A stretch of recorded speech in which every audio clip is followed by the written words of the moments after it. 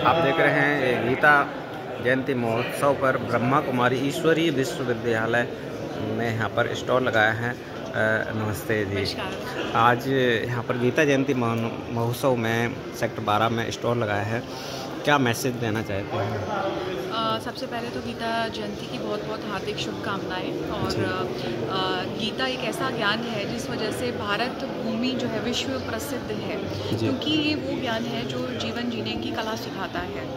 और हमने यहाँ पर गीता ज्ञान को जो चित्रों के माध्यम से भी दिखाया है कि जब हम आत्मिक चेतना में आते हैं, जब हम अपने ओरिजिनल नेचर में आते हैं कि मैं शरीर नहीं, मैं आत्मा हूँ, क्योंकि गीता में भी यही दिखाया गया है कि आत्मा के ज्ञान के बारे में बात की गई है कि हम ये देह जो है वस्त्र है और इसको चलाने वाली चैतन्य शक्ति आत्मा होती है। तो जब हमें ये जागृति आती है कि मैं ये देह नहीं, मैं एक आत्मा हूँ, तो हमारे अंदर पावर्स डेवलप होती हैं, जो पावर्स हमें अपने कर्म क्षेत्र पर करने के लिए चाहिए, क्योंकि हम कर्म करते हैं, हम कर्म क्षेत्र पर हैं, तो हमें कर्म को किस तरीके से यथार्थ रीति करना है उसके लिए हमें पावर्स चाहिए। और वो पावर्स की जागृति तब आती है जब हम अपनी स्वचेतना में आते हैं कि हम शरीर नहीं, हम एक आत्मिक शक्ति है, परमात्मा का एक अंश है, परमात्मा की एक दिव्य ऊर्जा है, परमात्मा की भेजे हुए एक अंग हैं, बच्चे हैं हम परमात्मा के। वास्तव में देखा जाए हम बच्चे हैं उसके।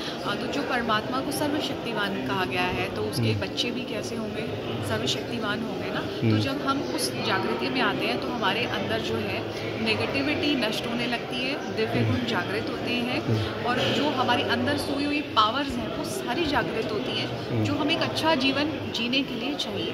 तो गीता ज्ञान के माध्यम से हमने जो ये स्टॉल लगाई है, उसमें हमने यही बताया है कि हम मेडिटेशन करें। आप चित्र में भी देख सकते हैं, आप चित्र दिखा सकते हैं। थोड़ा सा आ जाइए जी। ये जो चित्र है इसमें हमने ये दिखाया है कि जब हम अपने बॉडी कॉन्शियस में होते हैं तो हमारे में एंटी वैल्यूज़ आ जाती हैं। जैसे आप देख सकते हैं ये इम्पेशेंस है, ईगो है, सेल्फ कॉन्फिडेंस की कमी है, डाउटिंग नेचर है, इररिस्पॉन्सिबिलिटी है, ऐसे तमाम जो है एंटी वैल्यूज़ आ जाती हैं। और वहीं जब हम अपने स्पिरिचुअल अवेयरनेस में जब आना शुरू करते हैं तो हमारे में वैल्यूज़ जागृत होती हैं, जो डिवाइन वैल्यूज़ जैसे love, honesty, self discipline, wisdom, cooperation, purity, ये सब हमारे अंदर जागृत होता है। फिर हमें एक और आज के टाइम में इम्पॉर्टेंट चीज़ चाहिए, मेडिटेशन। उसमें दिखाएंगे कि मेडिटेशन में वो सुप्रीम पावर से हम अपने आप को जब कनेक्ट करते हैं तो हमारे अंदर ये जो यहाँ पे जो दिखाया गया है, ये जो सांप है, तो ये जो सांप है जिसको नेगेटिव थॉट्स, जी ये नेगेटिव थॉट्स हैं देखा जाए तो, जी ये नेगेटिव थॉट्स डिस्ट्रॉय होने लगती हैं और अष्ट शक्तियाँ हमारे अंदर जागृत होती हैं, 8 पावर जिसमें दिखाई गई है।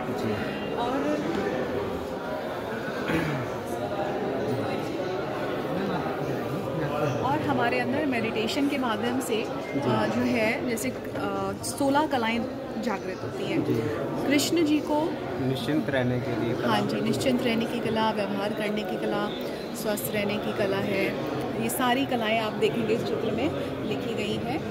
और कृष्ण को 16 कला संपूर्ण दिखाया गया है। वो 16 कलाएं हैं क्या, वो इस चित्र के माध्यम से बताई गई हैं। जैसे लीडरशिप क्वालिटी है, एडमिनिस्ट्रेटर क्वालिटी है, नेगेटिव को वैसे बनाने की क्वालिटी है, सेल्फ डिसिप्लिन में रहने की क्वालिटी है। ऐसी 16 कलाएं हमारे अंदर आने लगती हैं।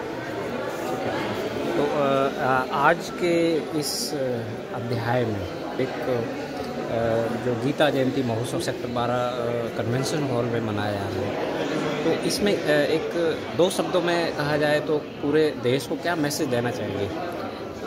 मैं सारे देशवासियों को यही मैसेज देना चाहूँगी कि हम कृष्ण जी को इतना मानते हैं, इतना उनको हम हमारे वो आराध्य हैं, लेकिन हम उनसे गुणों को ग्रहण करें अपने जीवन के अंदर। जैसे उनमें निर्भयता है, हर्षित मुक्ता है, एक पवित्रता है, दिव्यता है, और एक क्या कहेंगे आत्मसंतुष्टता है, ज्ञान से भरपूर है। तो ये सारी जो चीज़ें उनकी पर्सनालिटी से दिखाई देती है, जिसकी वजह से वो विश्व प्रसिद्ध है। एक लीडर, एज अ लीडर भी हमने देखा उनको कि कितना अच्छा उन्होंने लीड किया, महाभारत की रणभूमि में सब दिखाया गया।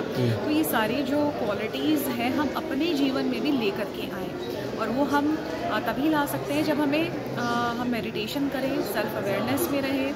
तो ये सारी चीज़ें हमारे अपनी पर्सनालिटी में जब आने लगेंगी तो हम भी अपनी पर्सनालिटी को उतना डिवाइन और प्योर बना सकते हैं। थैंक यू जगत का सब नाम बात करने के लिए।